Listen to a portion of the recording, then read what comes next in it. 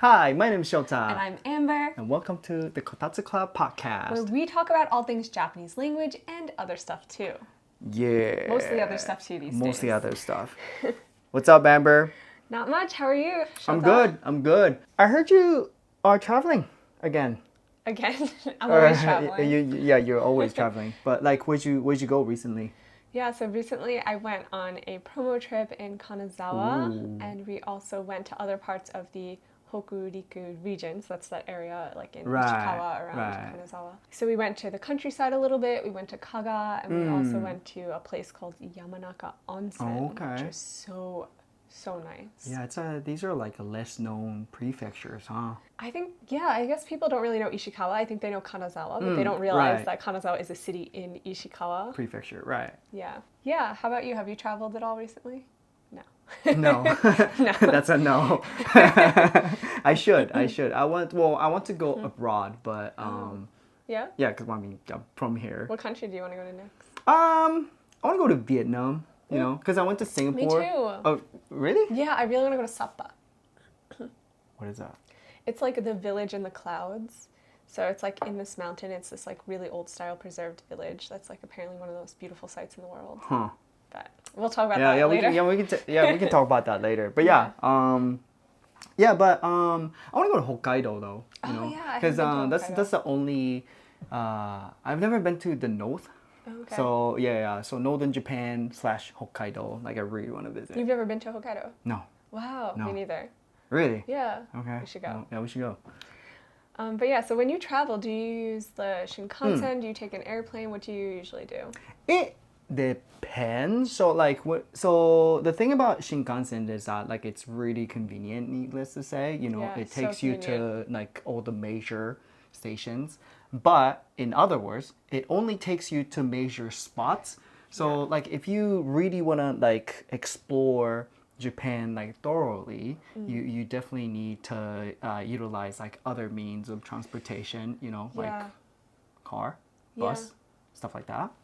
Yeah, I find a rental car to be like the most convenient thing when I'm going to countryside places because the bus schedules, they only come like once an hour sometimes. They also end at like 4 p.m. Like there was a time where I was literally stranded in Hokkaido, Yeah. not Hokkaido, sorry, Hakone, because the bus ended at 4 p.m. and I just didn't expect that. Like I thought Right. like, okay, like 6 o'clock, like of course the bus is still running, but Yeah. it was not. And I I had to think- walk a long time. I think it's like one big misconception that's like shared among international community is that like Japan is a carless country and like you Yeah. won't need to drive if you wanted to like explore the smaller parts of Japan. But I think it's pretty much entirely false, you know. Yeah, especially I think we lived in Shikoku, so we're like very Right. aware of how Yeah, false that yeah. is. Also, the Shinkansen doesn't go to Shikoku, which is Right. probably why it's such a hidden gem. Yeah, so yeah, you pretty much need to, you know, drive anywhere, you know, if you wanted to go somewhere. Yeah, for example, the part of the Shikoku, part of Shikoku I grew up in, we had like a train like once in like 2 hours, something like Yeah, that. yeah. So it's definitely not convenient at all. You're gonna like miss out on a lot of things, you know, if you only rely on public transport in places like Shikoku. Yeah. For sure, and I think too with Shikoku, like all of the really amazing sightseeing spots like Shikoku Karst. Oh yeah. Like they're all nature places. They're not connected by trains, so you will have to take a bus, an unreliable bus, Yeah. or you can just have the convenience of a rental car, which I think is so nice in my opinion. I think so. Also, just like road trips through the countryside with like the views, you have the windows down, the fresh Yeah. air. It's so nice. I think it's worth the experience. Like if you can rent a car, like if you have your license, you can easily get an international driver's license in your What, country. like $20, It's something like literally that? like $20. Yeah. I did it in the US. You basically just go to a AAA, you show them your license, they do it right then and there.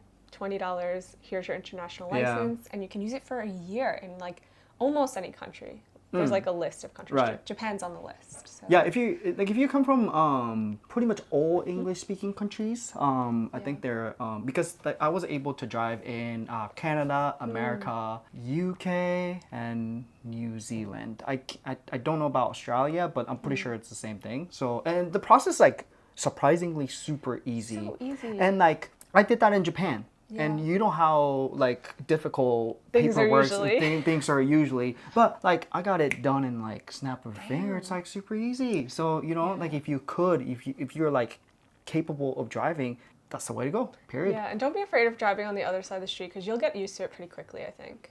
Well, because I mean, especially in Japan, you're never gonna be like alone, unlike some states in America. Because like in some states in America, like it's often that like you're the only like Person on the car, road. yeah, on the road. You know, but in That's Japan, kind of good though because you're like safe. Like you're not gonna get in an Right, accident right, with right, no right. one. But in Japan, you know, you usually drive with somebody else, so like you can just like follow other people. Yeah, see what they're doing, like how they're turning. Yeah.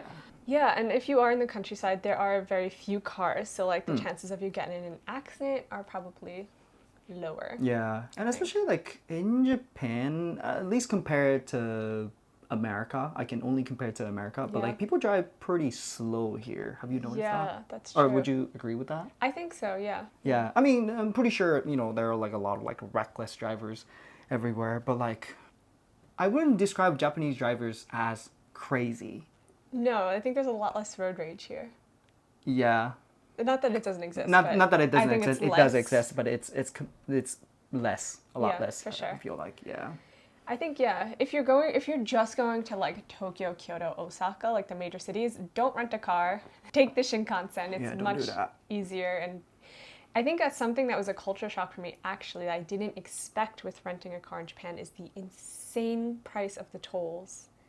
So basically, in the US, tolls are like a few cents Sure. to $1. Yeah. And like New York has one of the highest tolls in the US and it's like $14. So like 1,000 something yen. Right. But in Japan, when you're driving on the highway, it adds up so much so that it's about the same price of the Shinkansen. Yeah. So you won't save money by choosing a car over the Shinkansen. Yeah. Can I counter argue? Oh, okay. Yeah, go for it. So my favorite aspect of road tripping in Japan is actually the Paying the parking tolls. areas. Just No, Oh I mean my God, yes, yes, yeah. yes. You know, they're so good. They're so fun. You're right. Oh my God, yes. That alone is a reason to do that. They're called Michinoeki. Right. And highways in general are super nice. Yeah. And yeah, you can talk about Michinoeki now. No, I think you should talk about it. Yeah. Okay, so they're called what are they called? Parking areas, you know? We call them rest stops in the U.S. Right. You know the rest stops in the U.S. You know Yeah, they're the just like the Starbucks, bathrooms. McDonald's. What? You don't have those in Michigan? Probably not in Wyoming. But I was like, what Starbucks? Well, the ones that I'm McDonald's? familiar with on the West Coast, they Right. have it's basically like a bathroom, a Starbucks, a right. McDonald's. They have like all the fast food places. Oh, okay. But they do have like omeyage too, Right. but it's not like food. It's like hats, like Boston. Yeah. Like I have a Boston hat. Like I didn't actually go to Boston. I just drove through it and stopped at the rest stop, and now I have a Boston Yeah. hat. So it's not nearly as fun as like the Japanese. It's so fun, you know. Rest It's got like stops. they've got like a souvenir shop. Some of them have like a dog parks and what do they call observatory decks? Yeah. You know, because a lot of highways are like facing the sea. Yeah. And what else do they have? I don't know. They have like little markets with the meibutsu, so like the True, famous food of the true. area, and like omeyage, like of the famous food of the area. Are you talking about the food stalls? Yeah, and they stuff also like have that? food stalls. Yeah. Yeah. And bathrooms are Clean. clean. I don't know. I mean, it still really doesn't like justify the crazy amount of toll. Yeah. But then it's worth it. You know what I mean? It's worth it. Yeah, I'd say my favorite michinoekis are actually in Kochi. Really? Yeah, there's like gorgeous ones that are like located like on the beach, and like you have Oh, like which one is that? you can eat like soba like basically on the beach like at this michinoeki. I've seen like amazing ones in Kochi. And I think the biggest characteristics of them is that like they each represent the area. Yeah. That's the whole point of them existing, Yes. right? Pretty much. So that, you know, gives you enough reason to travel Japan by car and not Yeah. train. I love Michinoaki. I would love to like document like all of them, like go on a road trip and just like Oh, yeah. document like the coolest Michinoakis in Yeah, Japan. heck yeah. That's like a dream of mine. No one steal that idea. Or do it, honestly. I probably won't ever do Yeah. it.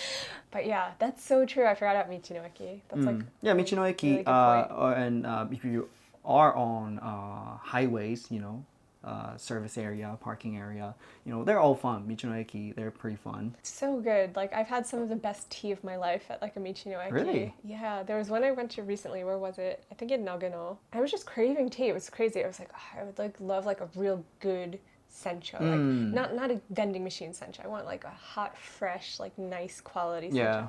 And there was just like this amazing, like authentic, like tea shop just like in the Michinoaki. And I was like, Right. oh my god, heaven. So yeah. But that being said, again, if you're going to the major cities, Kyoto, Osaka, Tokyo, you don't need a car. Right. But if you want to check out the off the beaten path places that honestly I recommend at least checking out one while you're in Japan. Like it's like if you want to get like the real authentic Japan experience, That's true. Yeah. like, go to a not touristy place, definitely consider renting a car because Yeah. it could be really convenient and helpful, and it's honestly not that expensive. I think for a day it's like 8,000 yen, which is what, like especially 60 right bucks now, USD. yeah. The tolls are expensive though, but that's only if you're driving on the highway. I actually sometimes like take the Shinkansen somewhere to a major city, and then I'll rent a car there to like go around the countryside. Okay. Because then you're not spending money on the tolls like going through the highways. Right. You're just like in the town. That's smart, yeah. That's another Or you can like option. fly into Shikoku or Kyushu or wherever your destination is, and then rent a car at the airport, and then just like do your thing, return the car at the airport, and Yeah. it's pretty easy, right?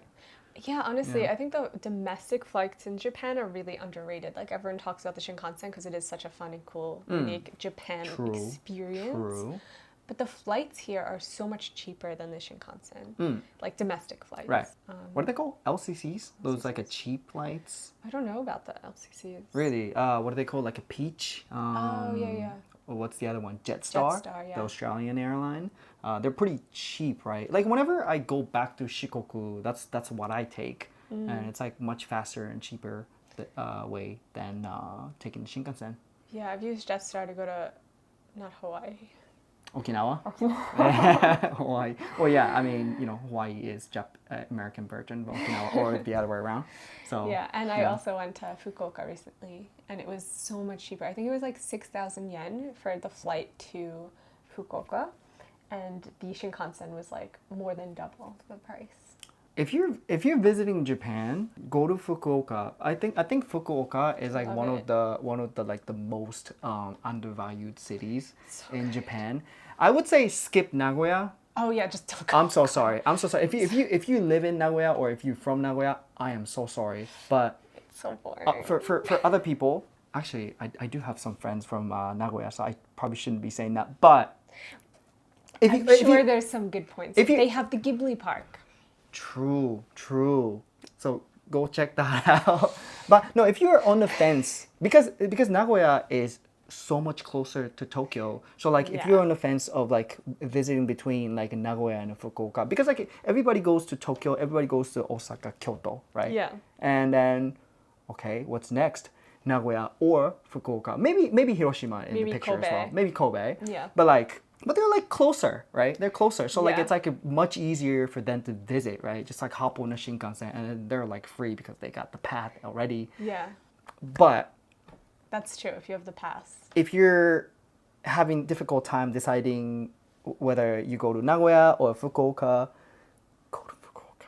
Oh yeah. The food better. I don't know. It's just like so much culture there. So much culture. I think that's what's weird about Nagoya. It feels a little void of culture. It feels like just city, like not that much. Like when you go to Fukuoka, there's like I think Dazaifu. There's like Yeah. a famous big temple. It's really nice, and they just have so much nature. Yeah. Like the beaches are nice. Like you can like get a little bit of everything in Fukuoka. Yeah, you can just like walk around the river area and like at night, food stalls just like line up and it's just like you can just like eat all the food and love like they're Fukuoka. all good. When in Fukuoka, people are so nice and friendly. So like you might have a chance to like make friends if you go there. And it's a weird one. People from Fukuoka are often considered as the most attractive Oh. people in Japan. as well. I can see that. I have a friend from Fukuoka and she's very pretty. Yeah, sample size one. Yeah, from So my yeah, anecdotal experience. I think in Nagoya is like a good place to live. Okay. I think Yeah. because it's like still closer to Tokyo, but like there are like a lot of multinational companies headquarters are Yeah, I there, can like see like that. Toyota's there Yeah. too. So I think it's like a really good place to live, but probably not to visit. I don't Yeah. know. Yeah, Yeah. I agree. Yeah, let us know what you think. Yeah, let us know if you love or hate Nagoya in the comments. Sorry, Nagoya people. I know, but I think everybody can agree that like because nobody hates on Fukuoka. You know what I mean? Yeah, that's Everybody so loves true. Fukuoka. That's You know what I true, mean? yeah. Also, like the one thing about Fukuoka is that you can fly into the airport, Yeah. and then the city center is like literally couple stations down from there. Yeah, that's You know so what I true, mean? yeah. And the Shinkan station's there, the airport, it's literally in the middle of town. That's so true. So like it's so convenient to like tour around. it's really convenient. Yeah. Yeah. So Fukuoka, you have our vote. yeah. Yeah, they also have Oita, which is nearby that you can easily like take a train Oh, and like yeah. go to not Shinkansen, go to onsen. Kyushu's where it's at. Kyushu's so You know the well probably it's not like a hidden gem anymore, but I love Nagasaki. Have you been to Nagasaki? No, I want to go. It's so much culture because like okay, so Nagasaki is a really interesting region because that's where like Christianity came from, like Portugal or like Netherlands or something. And there's like a Chinatown too. So like Okay. it's like a mix of like Japanese culture, Chinese culture, and like Dutch old culture. Western Christian, culture. Like yeah.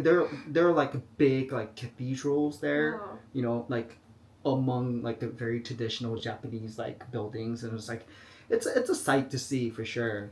Yeah, I really want to go to that island that's like off the coast of Kyushu. Which one is that? The one where Princess Mononoke.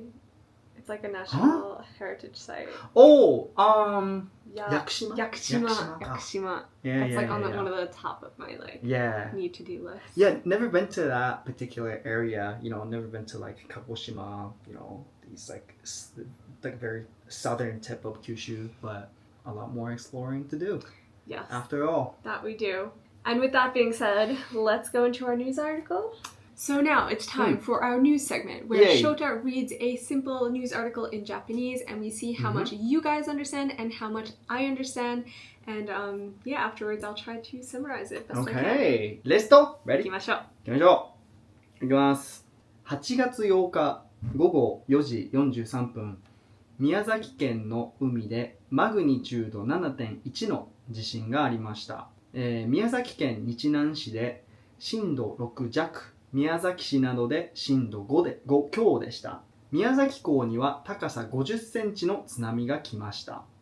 気象庁は1週間ぐらいの間にまた大地震があるかもしれないため、気をつけるように言っています。この地震の後、気象庁が初めて南海トラフ地震の情報を出しました。気象庁によると、南海トラフと呼ばれているところで、とても大きい地震が起こる可能性がいつもより高くなっています。そして、茨城県から沖縄県にある707市町村に気をつけるように言いました。政府は地震の危険があるところに住む人に被害を受けないように準備をしてほしいと言っています。棚などの家具が倒れないようにして避難する場所を調べるようにお願いしています。はい、以上です。Okay. The short one, very short Yeah. one, but how much did you understand? Okay, I was tuning out a lot. But I think I understood some things. Okay. Okay. Hopefully So- some things. Yeah, so recently in Japan, you might Right. have heard on the news, there was an earthquake that was Right. a 7 magnitude off the coast of Miyazaki. Right. And so it was like 7.1 7.1, Shindo? yeah. Magnitude? magnitude. Did you write magnitude in katakana? Yeah. Okay, But but it's that's whole- shindo, right? Okay, shindo is magnitude. Well, technically, these are like a different measurements, I really? heard. Okay. But pretty much the same thing, right? Yeah. So it's a strength The of earthquake. shake. Yeah. Shake. Shaking. Mm. Yeah, so there was this big earthquake, and the reason this was significant is because It's in the Nankai Trough. Region. So that's like this giant earthquake is predicted to happen within 20 to 30 years. That's going to kind of like devastate a lot of the country. Right. And this was the first alert that we received, like, to prepare. Right. Like, oh, there's some irregular activity. Like, yeah, so... You can look at it. Yeah, let me just look at it. 6弱 は, it's like the smallest amount? Like, okay, or so the strongest. What's the point of origin of the earthquake cold? In English? Yeah, I guess you can you say point of origin? Maybe that, yeah. Okay, so at the point of origin in the coast of Miyazaki Prefecture, that's magnitude 7.1. Yeah. Okay, and then in the city. And city of Nichinan, which is I think it's like the south of Miyazaki Prefecture. So 6, and city of Miyazaki. Yeah. 5, magnitude 5. But what is this jaku? So it's like the smallest amount? So okay, so that's actually like a really good point to talk about. So jaku and kyo means like a jaku means so weak. Slightly below 6. Okay. So you can say 今日の気温は35度弱. Meaning it's not quite 35 degrees, but it's slightly less than 35 degrees. 知らんかった。で35度強 if you say 35度強 that means it's not quite 35, but like it's a little bit above 35, but not 36. Okay, makes sense. So it's useful because you can use it when you don't know the exact amount or number of something. Very cool. Yeah, it makes sense though because jaku is like the kanji for weak, and then kyo is the kanji for suyoi, strong. Cool. So I didn't know this, that there actually a tsunami? Kimashita. So it actually came. Right, even though it's a small one. Yeah. But it did come. 50 centimeters. That seems like a really small tsunami, but like I'm pretty sure like it's like pretty significant. I don't know what the measurement they use, but it's a small tsunami, but it was a tsunami came. Right. So I actually didn't know that. I knew there was a tsunami warning, but I didn't know that one came. Right. But I think nothing like that happened. But did some people die? I'm pretty sure, yeah. Oh my gosh. Because like a lot of like houses were like crashed and everything. Wow. Yeah. What the significant part of this article was that so within 1 week we can expect higher possibility of bigger earthquake coming to Japan because like this like smaller earthquake can trigger bigger earthquake, so that's pretty sketchy to be honest. Yeah. So and we had earthquake here in Tokyo as well 2 days ago. We definitely felt that. It was like like magnitude 3. It was 3, so it was a light one, but like it's scary because the alarm goes off. Right. It's like jishin. My phone was like jishin. Right. I was at a bar. So you hear everyone's phone go off. Yeah, everyone's like. It's scary when everyone's phone goes off. It is scary. Of course, you're at a bar. Mm-hmm. Was there one this morning? I feel like I felt a small earthquake this morning. Let me check. I think you're tripping. Let me check. Yeah. Oh, there was. Oh my god, there was. There I was? felt it was a 1. Because you know why I feel it? Because I'm on this loft bed, so it like shakes so really lifted, easily. It shakes, yeah.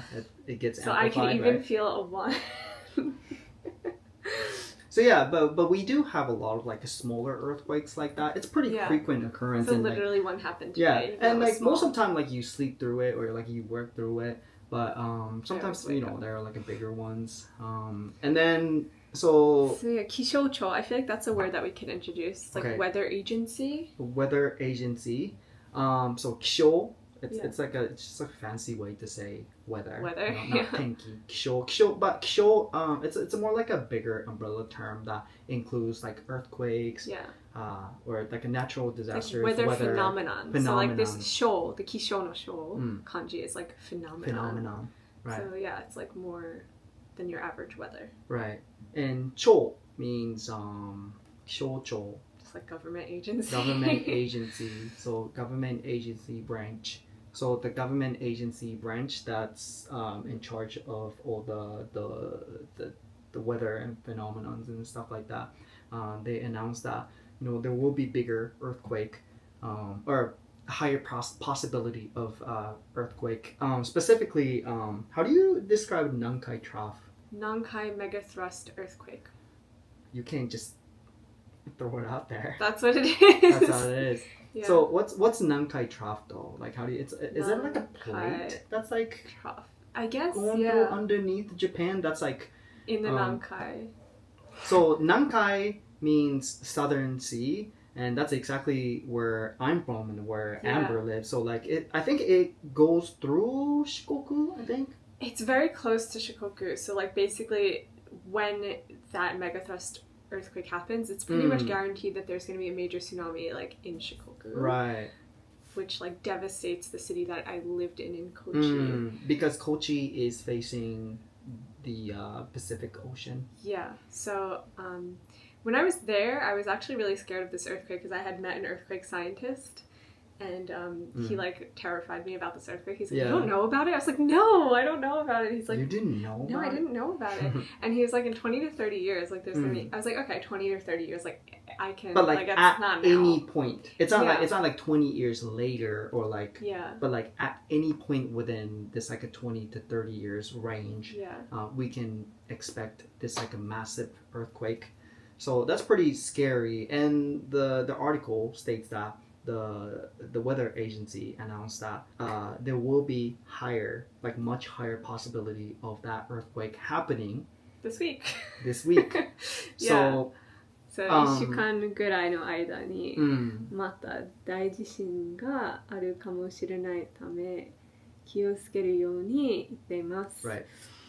So yeah, we just have to be careful this week. So I actually prepared. I don't know if you see that plastic bag over there. It has like emergency water and food. Yeah. So the article says you can do two specific things, and one is that you can how to explain, like you can where こここの地震の棚などの家具が倒れないように So if you have like bigger furniture and stuff like that, make sure to like have it secured to the wall or to like the floor somehow. Right. Make sure it doesn't like fall like onto you.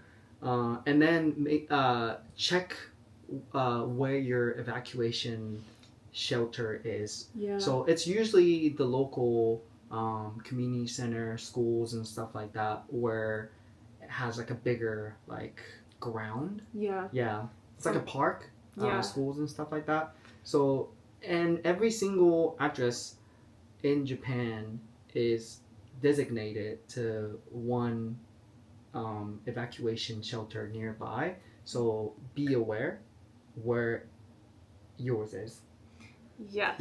Yeah. So when you move into your apartment, they'll give you like a map and like with all of the points marked where you can go for your evacuation. Yeah. Which I have to check mine because I have it over there. Yeah. Also you can just like look it up on the web as well. Yeah. So it's just like type up your like name of shichouson, the municipality, and then they can tell you as well. Or you can just like call them. We should probably tell them how to say evacuation center. We should probably tell me because I don't remember how to say it. 避難所 All right. 避難所 緊急避難所 So 緊急 means emergency and 避難所 means evacuation place or evacuation shelter. It's not like a bomb shelter, but it's like a big field that it's like not surrounded, because the most dangerous situation that you can be in the time of earthquake is that like you don't want to be inside of the building or you don't want to be surrounded by a building that can like collapse onto you. So that's why people are told to go somewhere that's like a big and open, that's not surrounded by, which is difficult when you live in Tokyo. That's why you have to know exact spot that you can run to. Yeah, for sure. Right. Not just know the address, but like I highly recommend you to actually go to that place physically, because you know when an earthquake happens, you're gonna panic and you won't know where to go. So those two things you can do. Yes. Yeah. What about, do you need to like fill up your bathtub with water so that you have water? Because like the water is gonna shut off, right? Right. Yeah. I actually don't know what to do with the water situation. What about the gas? Like, do I have to shut my gas? When? Like when there's a giant earthquake? I think you have to run. Oh. Yeah. Okay. So so the very first thing you have to do is like secure your like safety. So like what's suggested to do is that you go underneath of your furniture, so like underneath your desk or like underneath of like a bunk bed like this. And after the shake, make sure you go to these places that are like wide open and get touch with people. That's the most important thing. It's really important to like really educate yourself on this stuff when you move to Japan because like it's just not stuff we're aware of overseas. Right. Like we don't have earthquakes in New York. Like I think we had one recently and it was a small earthquake and everyone like panicked because we were so not used to it. Whereas like here we have those level of earthquakes like on the daily. Yeah, like I'm not gonna lie, it's one of the big downsides of living in a country like Japan. But you know, you have to face the reality. You should be afraid of them. Yeah.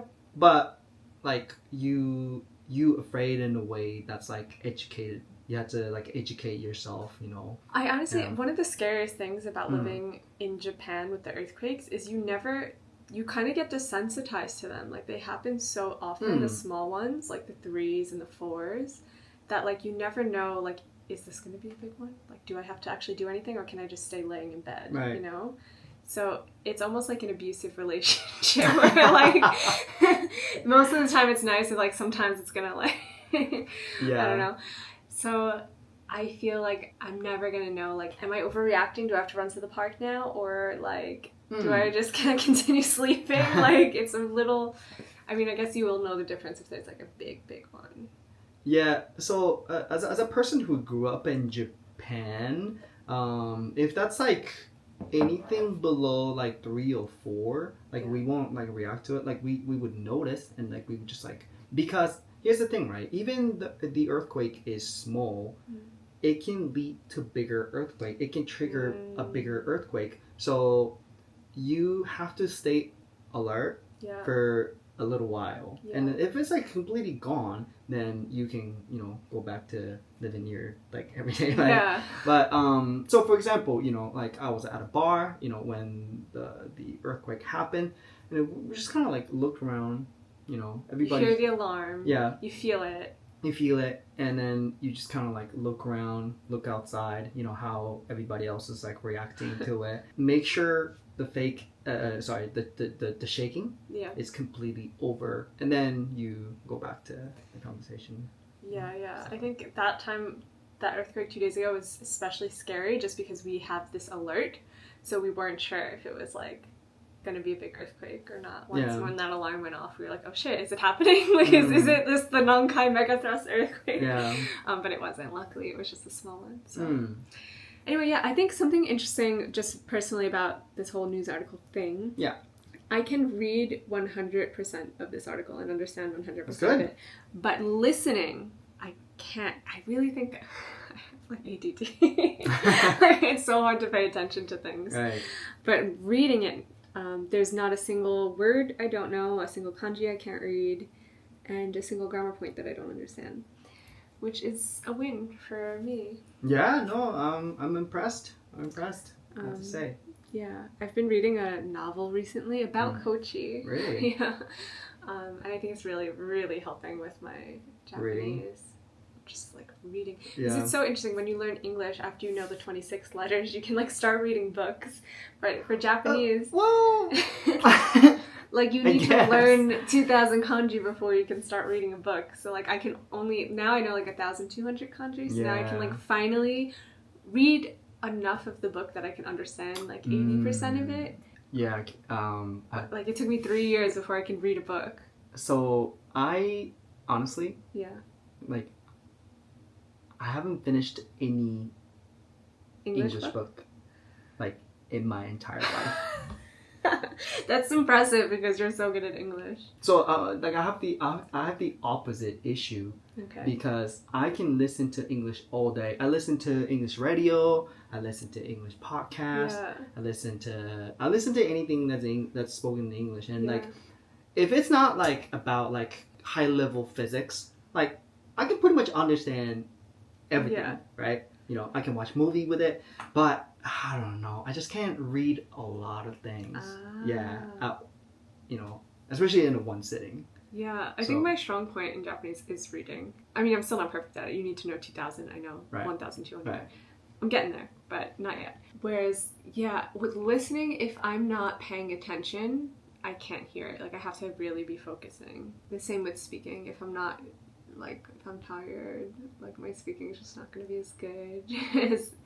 I have to be, like, in the mood, in the right, like, the atmosphere, with the right people for it to be Do you feel like you had to, like, mentally prepare yourself before you go into an environment where, like, Japanese is, like, predominantly spoken? Or, like... No.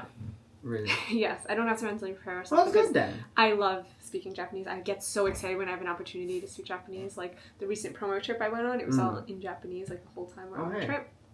And it was such a good experience for me because I could finally, like, because the whole trip we're speaking Japanese. Like, I'm warmed up every day. And, like, I don't have to, like, and I know they don't speak English, so I can't fall back on English. So, like, really? I love those environments. I seek out those environments. But other than those environments, it's hard for me to speak Japanese. But you still have to, like, get, like, warm up to it. In order for you to, like, perform with your, like, 100% capability. Yeah, I would say, but we're, like, together for the full 2 days, so I would say after, like, the first 30 to 40 minutes I'm warmed up. Okay. And then, like, the rest of the day I'm speaking Japanese. So, like, I don't have to psych myself up. Like, I don't have to, like, be like, oh, all right, I have to speak Japanese all day. Like, let's go. I'm, like, more like, oh, yes, I finally get to speak Japanese today. Okay. But outside those environments, it's hard for me to speak Japanese. It's easy when I'm, like, honestly, it's such a confidence thing. It's crazy. Okay. But it's still, like, pretty impressive that, like, you can just, like, keep reading. Maybe you're working, I don't know, different parts of your brain, and I can't. I know, it's really crazy. I wonder, like, yeah, it's just interesting how all the skill levels are so different. Like, you can be, like, really good at, like, listening and, like, terrible at reading and vice versa. It's, like, that's something I didn't comprehend until I started studying Japanese. I thought, like, I don't know, like, all of the levels would just increase together, like, reading, speaking, listening. I mean, don't get me like wrong, this. you know, like, I work in English, so, like, I can read, you know, like, I read, like, a guideline. I believe that you're and stuff like that, you know, but I just can't, like, finish, like, a novel or something, you know, what's it called? But do you read novels in Japanese? I do that. So, that's the thing. I read a lot. Oh, okay. I don't sound like it, but I do read a lot. I believe it. You know? I know words, but just not in English. I don't know. Which is kind of impressive because, you know, like, I got myself through college. Yeah. You know? Without reading a novel. So, yeah. I mean, like, I finished, like, a section of books. Yeah. Right? I can do that, but not the whole entire book, you know? So, I don't know. Okay. Yeah. Yeah, just an interesting point about learning language. I didn't know until I started studying. The levels all increase differently, independently. Right. They don't all just go up together. We still have a long way to go. I look forward to the day when I can just, like, confidently speak Japanese without worrying about which environment I am, if I'm around someone who's good at English or not, and, like, just, like, do it. I still get pretty nervous. Oh, really? Oh, yeah. Oh yeah, I never guess. The feeling never goes away. You know, like even stuff like this, because you know, like you have to, like, perform at a certain level. You know what I mean? That you have to be, somewhat entertaining. You know, I mean, we're just starting out, so, like, the expectation is not that high. Yeah. But still, you know, like, I have to, you know, like, I'm being myself, but, like, I still, like, put a little bit of pressure. So, like, you know, every single time I come here, you know, like, I listen to English podcasts to, like, kind of, like, prepare myself. You know, I do that too when I have to go to Japanese speaking. So, you have to turn on the different brain. Like, I feel like my English brain and my Japanese brain are different. So, yeah, I do the same thing. It's definitely less difficult compared to, like, a couple of years ago, or, like, when I initially started out. It's much faster, but, like, you know, speaking in a foreign language is speaking in a foreign language, so it's just never gonna go away. And do you feel like you could express yourself better in English though, or Japanese? Oh, Japanese, 100%. Oh, really? Oh, yeah. Because I hear a lot of Japanese people saying the opposite, whereas, like, they feel like they can express themselves better in English. I think you're talking about, like, different aspects of your life. So, like, for example, I can express myself I can express my feelings and emotions in English better. Okay. If that's what you're saying. Maybe, yeah. But, I mean, I'm just going from what, like, I've heard, like, at least 2 or 3 Japanese people tell me that they can feel like they can express themselves better in English. I don't think that's got anything to do with the language per se, but like I feel like it's got a lot to do with the environment and culture surrounding it. Yeah. You know, so for example, you know, like when I'm with like my Japanese like dude friends, you know, like we don't often talk about our feelings, you know. Yeah. Well, one, you know, we're just a bunch of dudes and dudes are kind of dumb like that, and then two. We're Japanese, you know, and in our we're Japanese. We don't talk about feelings, you know. Yeah. I mean, we do sometimes, but it's a lot less. Yeah. And we're worse at it. Yeah. Right. So overall, yeah, of course, I'm like 1,000,000% more comfortable in Japanese, but when it comes to like very specific aspects of life, maybe. So we have a question of the day segment, and I just read a question here from someone who says, what are the best hidden gem places in Tokyo?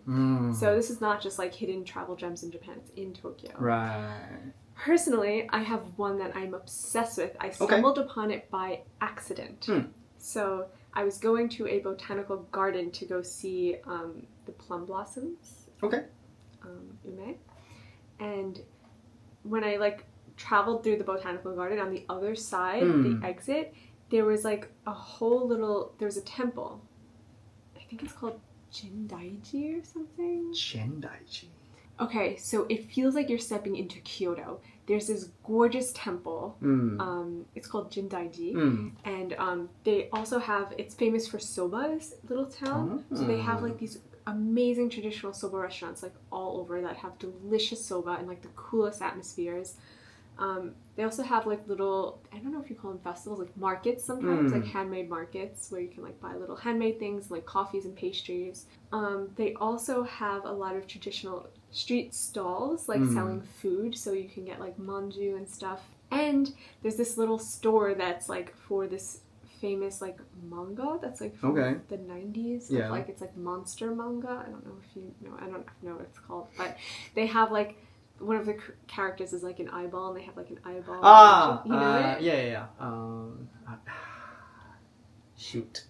Yeah, anyways. You'll see it there. Yeah, it's really cool and cute, and they have a little cafe inside, and the eyeball manju is delicious. Eyeball manju. It's very good. Sounds delicious. Oh, and there's a little pottery store there where you can go paint your own pottery, so you can like pick it out and do it. And so I painted a bowl. Yeah. Very cool. You painted what? A bowl. A bowl. A little rice bowl. Okay. Yeah, and I eat rice out of that bowl now.